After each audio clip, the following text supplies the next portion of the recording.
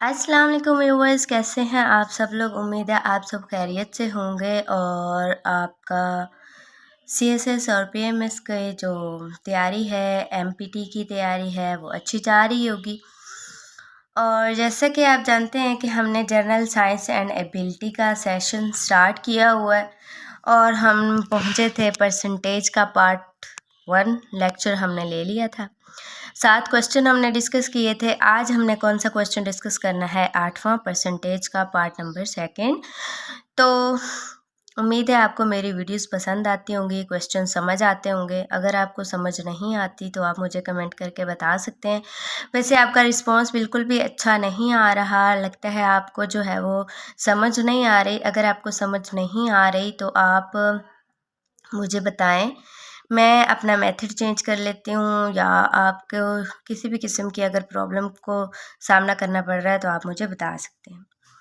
तो चलते हैं अपने क्वेश्चन की तरफ। क्वेश्चन है हमारे पास 0.20%। आपने आप क्या करना है, परसेंट को परसेंट अभी रहने देना है। क्या पहले करना है, 0 पॉइंट को अभी हम लिखना है को रहने देते हैं, लेकिन पॉइंट यहाँ पे है सही। अब हमने इसका इशारिया ख़त्म करना है, डेसिमल ख़त्म करना है। तो क्या करना है, इसके नीचे 1 लगा देंगे, इधर जितने भी अदद हैं उतनी 0 लगा देंगे। ठीक है, तो ये हमारे पास क्या आ गया, 20/100 क्रॉस परसेंटेज का मतलब क्या होता है, 1/100 डिवाइडेड बाय 100 करना होता है ना। तो इस तरह कर लेंगे। ठीक है, तो अब क्या होगा, ये इस 0 से ये 0 कैंसिल, 2 1 ज़ा 2, 2 5 ज़ा 10।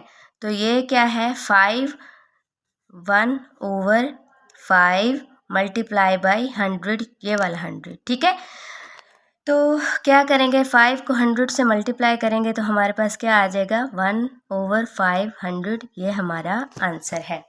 ठीक है जी, तो नेक्स्ट क्वेश्चन देखते हैं। नेक्स्ट क्वेश्चन है हमारे पास, आफ्टर आ डिक्रीज।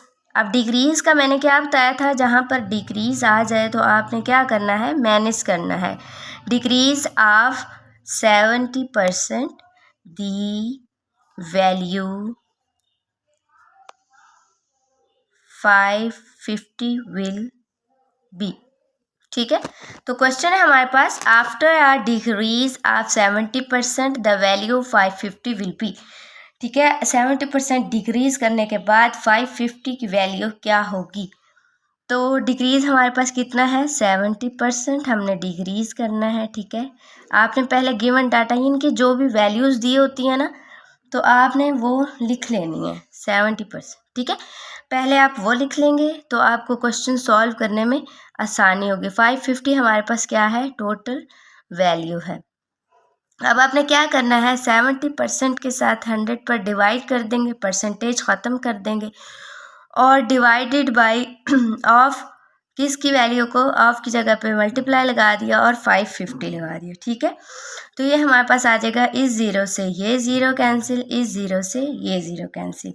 अब ये 7 क्रॉस 7 मल्टीप्लाई बाय 55 क्या हमारे पास आएगा, 385। अब हमने फाइंड क्या करना है, ये हमारा आंसर नहीं है।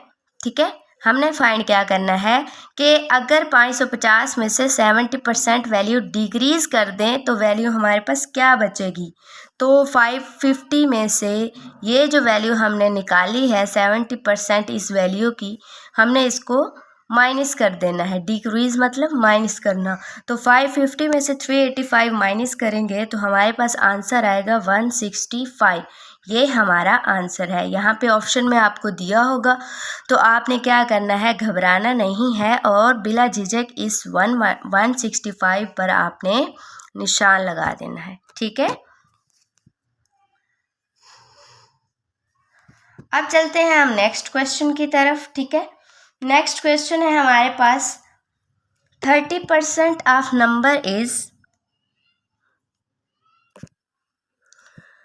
जी, तो क्वेश्चन है हमारे पास, 30% of number is 8 more than 40%।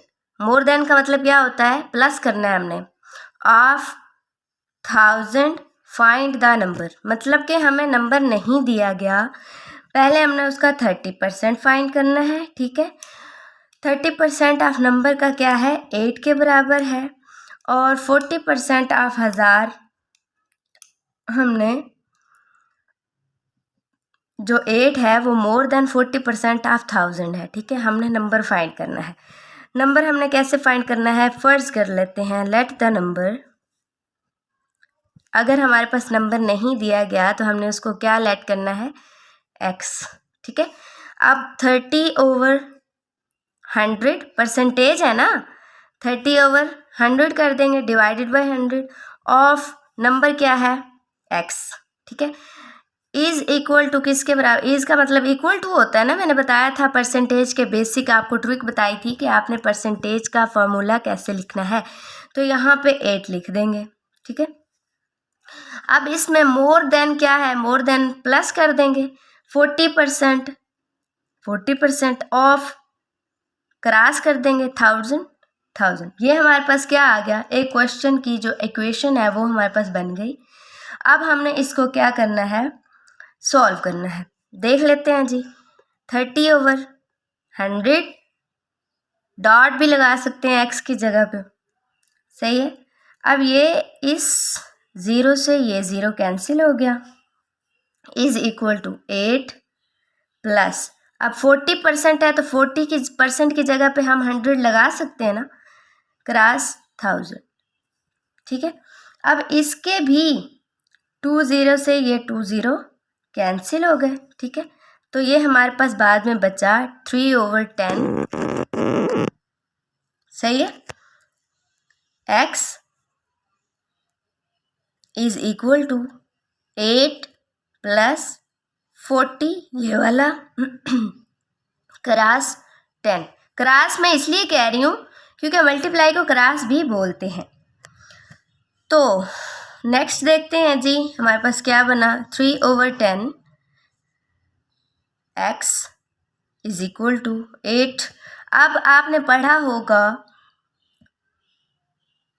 Rule होता है कि जब मल्टीप्लाई और प्लस इकट्ठे आ जाते हैं तो पहले क्या सॉल्व करते हैं, मल्टीप्लाई। ठीक है, अगर यहाँ पे डिवाइड होता तो पहले डिवाइड करते, फिर मल्टीप्लाई करते, फिर प्लस करते, फिर माइनस करते।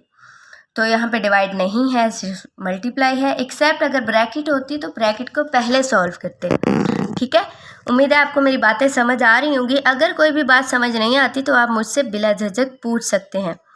तो इन दोनों को मल्टीप्लाई करेंगे तो हमारे पास क्या आ जाएगा, 400 आ जाएगा, सही है। अब x इधर क्या हो रहा है, ये 3/10 इधर क्या हो रहा है, मल्टीप्लाई हो रहा है, तो हमने उधर क्या करना है, जाके डिवाइड कर देना है। तो इन दोनों को मल्टीप्लाई प्लस कर देंगे तो हमारे पास क्या आ जाएगा, 408। ठीक है, अब ये इधर डिवाइड हो रहा है, इधर आके मल्टीप्लाई हो जाएगा, ये इधर मल्टीप्लाई हो रहा है, इधर आके डिवाइड हो जाएगा। ठीक है, तो x इज इक्वल टू, अब इनको सॉल्व कर लेंगे। आप अगर ये चाहते हैं कि कैलकुलेटर से सॉल्व करना चाहते हैं तो भी आप कर सकते हैं। ठीक है, आप इनको अलग से मल्टीप्लाई करके डिवाइड करना चाहते हैं तो भी आप कर सकते हैं। टाइम शॉर्ट होने की वजह से मैं कैलकुलेटर से करती हूँ। तो जी 3408 मल्टीप्लाई बाई 10 डिवाइडेड बाई 3, तो हमारे पास आंसर आया 1360। ठीक है, अगर इसमें कोई कैलकुलेटर मिस्टेक हो जाती है, कोई भी आंसर अगर गलत आ रहा है, ठीक है, तो आपने परेशान नहीं होना, तरीका यही रहेगा। मल्टीप्लाई डिवाइडिंग में अगर मिस्टेक हो जाती है तो उसका कोई इतना इश्यू नहीं है यहाँ पे, लेकिन पेपर में आपने ऐसी गलती नहीं करनी, आपने इन गलतियों को ख़त्म करना है, आपने इन गलतियों को सॉल्व करना है। मेरे कहने का मकसद है कि तरीका ठीक है, आपने इनको जो है वो दोबारा से इवैल्यूएट कर लेना है कि अगर कोई कैलकुलेटर की मिस्टेक है तो आपने इसको ख़त्म कर लेना है। ठीक है, अब चलते हैं हम नेक्स्ट क्वेश्चन